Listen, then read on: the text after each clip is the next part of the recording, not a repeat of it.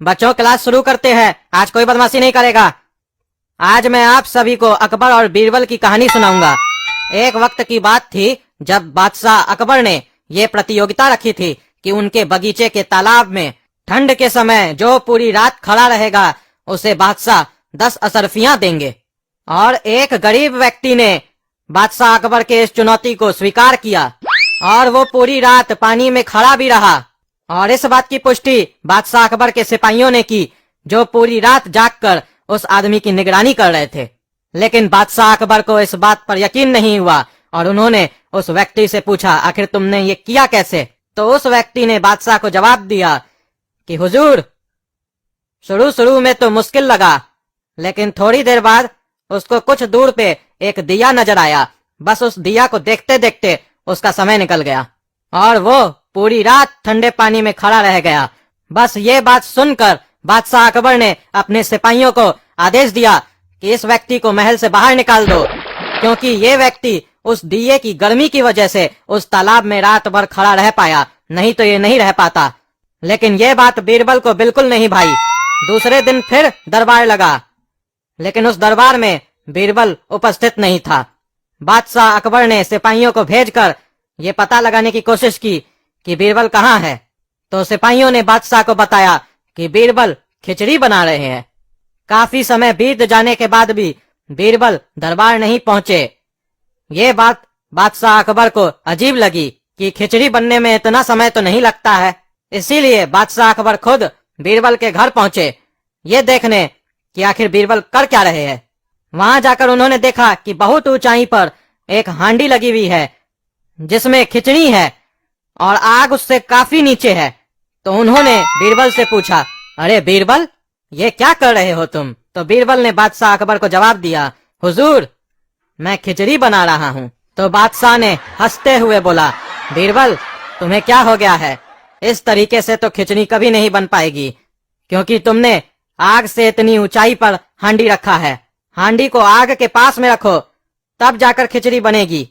तो तुरंत इस बात को सुनकर बीरबल ने चतुराई से बादशाह अकबर को जवाब दिया कि जब आग की कुछ दूरी पर हांडी रखने से खिचड़ी नहीं बन सकती है, तो उस छोटे से दिए से उस व्यक्ति को कैसे गर्मी मिली तालाब में, जो वो पूरी रात तालाब में रह गया। ये बात सुनकर बादशाह अकबर को उनकी गलती समझ आ गई कि उन्होंने ये गलती की है। अरे मास्टर साहब, बीरबल एक गलती किया, उसको खिचड़ी पकाने के लिए आपको रखना चाहिए था। अरे क्या मतलब, हम बैठ के उसका खिचड़ी पकाते? अरे काहे नहीं पका सकते मास्टर जी? जब आप इतना दूर बैठ के हम सबको पका सकते हैं तो आप खिचड़ी काहे नहीं पका सकते हैं? जो काम आग नहीं किया वो आप कर देते। अरे चुप करो तुम भी काला कद्दू और गोला कद्दू को देख के बिगड़ गए हो। अरे सर, आपका ये कहानी सुनकर हमको भी एक बात समझ में आ गया कि इतना दिन से हम लोग आपसे ऑनलाइन क्लास पढ़ रहे हैं, हम लोग का भेजा में कुछ जा काहे नहीं रहा है, कुछ समझे में काहे नहीं आ रहा है। अब समझ में आया, आप इतना दूर से बैठे हैं। यही अगर आप सामने होते तो हम लोग को ज्यादा समझ में आता। बेकार है ऑनलाइन क्लास करना, दूर बैठे कैसे समझ में आएगा? आपको ये स्टोरी तो पहले से पता होगा अकबर और बीरबल का।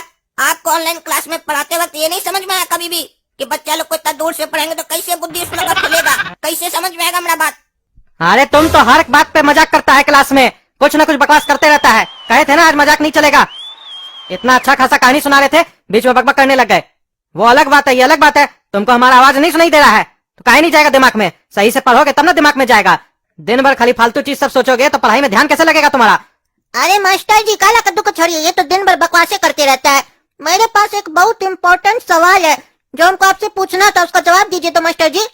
मास्टर जी, एक खाली रूम में एक लड़की गई, लेकिन थोड़ा देर होने के बाद उसी खाली रूम में से 2 अलग लड़की निकली, ऐसा कैसे मास्टर जी? अरे ये कैसे मुमकिन है? ये कैसा सवाल है? एक खाली रूम में एक लड़की गई, थोड़ा देर के बाद वहाँ से 2 लड़की निकली, वो भी अलग।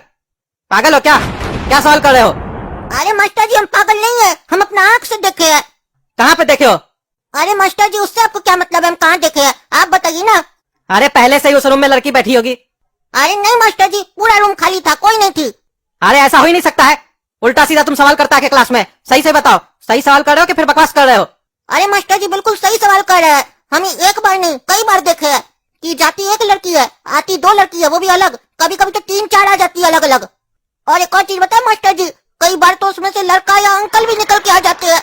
अरे क्या बकवास कर रहा है, ऐसा थोड़ी ना होता है। एक खाली रूम में एक लड़की जाती है, थोड़ा देर के बाद उसमें से 2 लड़की निकलती है, वो भी अलग, और कभी कभी अंकल भी निकलता है। हमको नहीं मालूम, तुम बताओ। फालतू फालतू सवाल करता है। अरे मास्टर जी सवाल फालतू नहीं, आपको नहीं आता तो बोलिए ना नहीं आता, सीधा सीधा सवाल को फालतू क्या बोलते हैं? हाँ नहीं आता, बताओ। अरे मास्टर जी जब आपको इतना नहीं आता तो काहे अपने आप को मास्टर बोलते हैं? अरे मास्टर जी हम बड़का बड़का मॉल में देखे हैं, एक रूम रहता है, उसमें एक औरत जाती है, फिर दरवाजा अपने आप बंद हो जाता है, फिर थोड़ा देर के बाद वो दरवाजा अपने आप खुल जाता है, फिर उसमें से 2 लड़की बाहर आती है, कभी कभी 3 भी आती है, कभी कभी अंकल लोग भी आते हैं। हमको आज तक नहीं समझ में आया ये आखिर होता कैसे है, कौन वहाँ जादू मंत्र कर रहा है? अरे पागल, उसको लिफ्ट बोलते हैं, लिफ्ट। तब से आके रूम रूम कर रहा है। हम भी सोच में पड़ गए, क्या पूछ रहा है, खाली क्लास में तो बकवास करता है तुम लोग।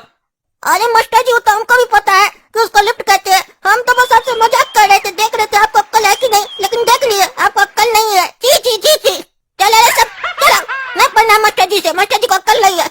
अरे क्या बोला रे, हमको अक्ल नहीं है, कहाँ जा रहा है तुम लोग? आज के बाद तुम दोनों भाई को हम नहीं पढ़ाएंगे, तुम लोग का बहुत देख लिया हम तमाशा।